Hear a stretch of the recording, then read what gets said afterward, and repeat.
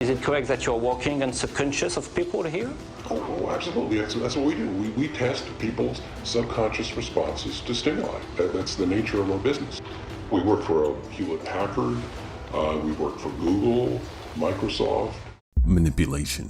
That's what first comes to mind when we think of subliminal messages. Messages being flashed up on the screen, unwittingly seeping into our brains, forcing us like zombies to do whatever we're being told.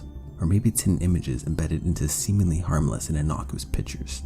So insidious, a psychological ploy to link a profane or emotionally stimulating image to a product to make us unknowingly feel and act a certain way towards a brand. Multi-billion-dollar multinational mega corporations spending millions of dollars on manipulating your subliminal mind. They're doing this right now. And they're doing this to you, your family, your friends, and it's happening on a global scale. This though? This is not what you normally think of when you think of subliminal messaging. This is something much more hidden and much more effective for marketers. This is neuromarketing. What is neuromarketing? How exactly can your subconscious mind be manipulated? And does subliminal messaging work? We need to understand these things to be prepared to not be manipulated at will.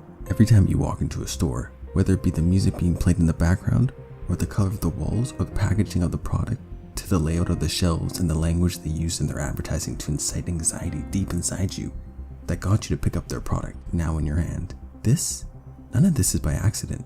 They've studied you like a book. Everything has been masterfully crafted to extract the maximum amount of attention and money from you. They've been pulling your subconscious strings like a puppeteer by using the most cutting-edge technology and techniques of psychology in order to take advantage of your subconscious mind. Welcome to the world of neuromarketing. Welcome to modern-day subliminal messaging. Subliminal means below the threshold to be detected by the conscious mind. This is known as the absolute threshold. It's not consciously detected. It can't be by definition. To give you an idea, true subliminal messages would be words on the screen that flash extremely quickly, around 0.003 seconds. That's what's typically agreed upon as being subliminal. But what we're usually referring to is known as superliminal, which are messages we can detect with our conscious mind. They are above the absolute threshold. We are aware of it, but we don't necessarily prioritize it. It's in the background. We can store a lot of information in our conscious awareness. It's an example that has been replicated multiple times. You walk into a store and you would like to buy some wine. On one day, French music is being played. On another, German music is being played. The wines from both nations are matched on price and flavor. But on the days where French music is being played, 77% of the wine sold is French. And on German music days, 73% of the wine sold is German. And of course, when you ask customers what influenced them to buy the wine, almost none mention the music. Even when straight up asked if the music had an influence on their decision, 86% said it didn't. I think, at the end of the day though, what we're really talking about when we talk about subliminal messaging is manipulation. Things that have an effect on us, but we're not focused on how they affect us. Subliminal messaging may have a small effect on human behavior, but it's not as pronounced as superliminal messaging. This is where the real power and influence lies. Because although you, the customer, are conscious of the advertisement or the message, you're not critically thinking or using reasoning. Your conscious mind is just absorbing the message. This is why repetition is so key, which we'll discuss in a minute. The best subconscious or superliminal effect are those when an advertisement or the TV is playing in the background, off to the side while you're distracted or focused on something else, like scrolling your phone or having a conversation, or especially when you fall asleep while having the TV playing. This is where the true power lies. When you're not focused on it is when it's the most powerful. It all started in 1957 when James Vickery did an experiment on unsuspecting moviegoers. He flashed the images of "drink Coca-Cola" and "hungry, eat popcorn" on the screen so fast no one could consciously perceive the images. He then reported an 18.1% increase in Coke sales and a 57.8% increase in popcorn sales. And from that point on, subliminal messaging was born. Although it all turned out to be a sham and he later admitted to the results being made up, the idea that advertisers could get you to do something they wanted you to do without your knowledge made them salivate at the thought, and rightfully struck fear into the minds of the population who worried about the possible ramifications and consequences. Although Vickery ended up saying it didn't work, we know advertising works. So it's just a question of how much and how does subliminal advertising affect us. Emotion is an important factor in influence. Subliminals lack the emotion that a full 30-second commercial or regular ad can have. It's not just as simple as flashing images on a screen and telling you to buy this or do that if you have no intention of doing so. Advertising, and by extension subliminal messages, aren't necessarily for people who do or don't want their product. This is for people who are on the fence or undecided. Think about it. What would be more effective, telling you to buy Coke quickly or spending a full 30 seconds on an elaborate ad demonstrating to you exactly why you should? Now think about quickly making your way down a flight of stairs while scanning the train platform to see if your train has left, or driving your car and you suddenly realize you missed your turn while you were consciously thinking about something else, meaning your subconscious was doing the driving. This is the system, the part of your mind that will guide you in life. It will guide your decisions and shape your actions, shape who you are. It's the reason you are the way you are, do the things you do. That's why a whole childhood of being brainwashed with TV and commercials can be so unknowingly powerful. It's not that you're not aware that you feel this or that way, it's that you're not aware of it until you sit down and think of it. So 99.9% of the time, most people don't even question why they believe or do something a certain way. It's your autopilot. It's responsible for guiding your actions. You simply can't be consciously aware of everything at once. We can only be aware of so many things consciously at one time, and neuromarketers know this, study this, and understand this very well. And after enough time, your conscious thoughts will become your subconscious actions. This is how it works. It has to work this way to be able to handle all the thousands of things happening in your mind and in the environment at once. The brain is by far the most complex and least understood organ in the human body. What we know about the brain though is it's not a single self. We have three selves. First, we have the neocortex or new brain. This is the rational part of the brain. Then we have the limbic system, the emotional brain. This is our emotional self. Then we get to the reptilian brain or the primal brain. This is the instinctual brain. The instinctual brain has a greater impact on final decisions than the rational or emotional brain. This is the part of the brain where you're not having to think about it. It controls your digestion, your blood pressure, your heartbeat, etc. Take a look at this picture. What do you see? Everything in your brain is telling you that these are spirals, when in fact, they're perfect circles. Now, try this one. Try reading out the color, not the letters. You can see how your subconscious or reptilian brain automatically wants to say one thing, while you're consciously fighting to say another thing. So it's very easy to fool your reptilian brain. This is how our subconscious can be deceived. Specifically, the reptilian part of your brain that is built to look out for and avoid fear and pain is primed for being manipulated. Advertisers and marketers know if they can make you feel fear or pain, then tell you, don't worry, we have the solution to this newfound fear or pain. Just buy our product and you can avoid the pain and suffering. All it takes is 4 easy payments of $29.99, then you're more likely to jump at this offer.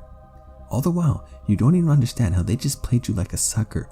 You bought it hook, line, and sinker. Never mind how before you watched this ad, you weren't even aware of this so-called problem. Devious, really. The key is that you're not necessarily consciously thinking or focusing on this fear, but it's that little feeling in the pit of your stomach that you never had before, that itch that needs to be scratched now. Make you feel a certain way about their product without you being aware of it necessarily. That's why repetition helps.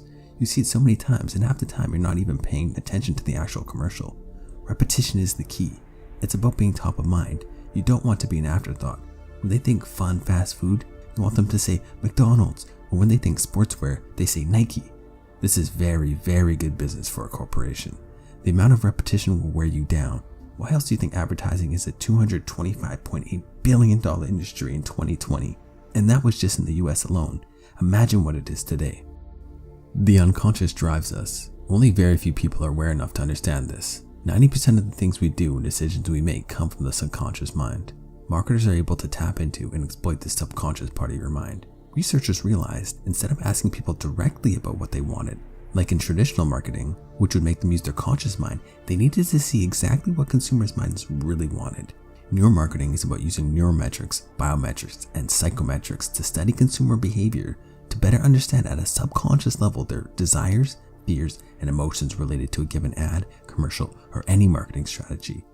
As you learned, asking them what they want creates a conscious response. But advertisers want to know what's deep in your subconscious, to understand you better than you even understand yourself. For the last part of this video, we'll look at how they do this and how you, your family, and your friends can better protect yourselves from these devious tactics of manipulation. Neuromarketers look at various physiological changes that happen in the body when they ask questions or present an experience to a consumer. They use facial coding to measure the emotion that is being displayed on the consumer's face by the 60 muscles that control the face. Because even though a response like smiling might not be visibly detectable on the surface, when you're happy or you like something, these muscles will still be used undetected to the human eye. Neuromarketers use eye tracking to see where people are looking at on an image by using special glasses that track eye movement. They use voice analysis not to pay attention to the words you say, but to the tone of voice instead. The lie detector test, or what's known as the skin conductor test, is used to measure your heart rate, blood pressure, and how electricity flows between fingers. EEG to measure the small currents on the top of our skulls, and the king of them all, they can use an MRI to measure the amount of oxygen that is being consumed by various regions of the brain. Now this is the best way to manipulate you. Forget flashing images on a screen. It's interesting some of the things we can learn from neuromarketing. For instance, by just simply knowing if a soda is either Coke or Pepsi, it will influence you. In a blind taste test between Coke and Pepsi, a slight majority will choose Pepsi. But once you tell them what brand it is before they drink it, then 3/4 of the people prefer the taste of Coke. On the MRI, you can literally see certain areas of the brain light up once they know it's Coke, because the branding of Coke has literally rewired their brain. Coke's advertising is so strong that their advertising literally influences your taste buds. This is the power of the subconscious effect. What's even better than understanding how to influence an adult? Well, influencing their children, of course. McDonald's, for instance, has turned this into an art form. All our emotions are controlled by our subconscious mind automatically. This is why if we're not being mindful of our thinking, we will feel negative emotions like sadness, fear, and anxiety, even without wanting to experience them in response to various circumstances. Children tend to lack control over this aspect of their mind even more so than adults. And guess what? When they have kids, where will they be more likely to take them? And the cycle continues. It's all so manipulative and so well thought out, and it's all happening right under your nose. Is it correct that you're working on subconscious of people here? Oh, absolutely. That's what we do. We test people's subconscious responses to stimuli. That's the nature of our business. We work for Hewlett Packard. We work for Google, Microsoft. So what do you and me do when we have organizations, companies, and businesses actively spending billions of dollars each year on how to manipulate us? Well, awareness is key. Not all advertising is bad. We do need advertising, but the game has changed. This is 21st century subliminal messaging. Subconscious messaging to be more precise. It's like there's a war going on for your mind.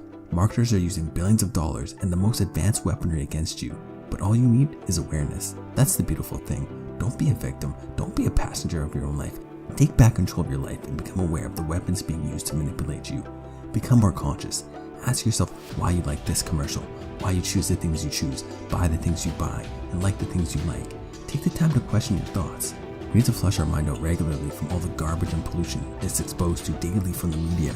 In turn, think about the kind of thoughts and influence you want to put in your subconscious, what kind of person you want to be, what kind of thoughts and subconscious actions you want to have. Are you the type of person you would admire now? If not, why not? What type of person do you want to be in the future? This is your life, nobody else's. Understand the fact that everything you see and do shapes your thoughts, your mind, your subconscious actions, and in turn, the path of your life. Be vigilant because your mind is the gateway to who you are and who you will become. Thanks for watching. If you liked it, subscribe and comment below the most interesting thing about this video for you.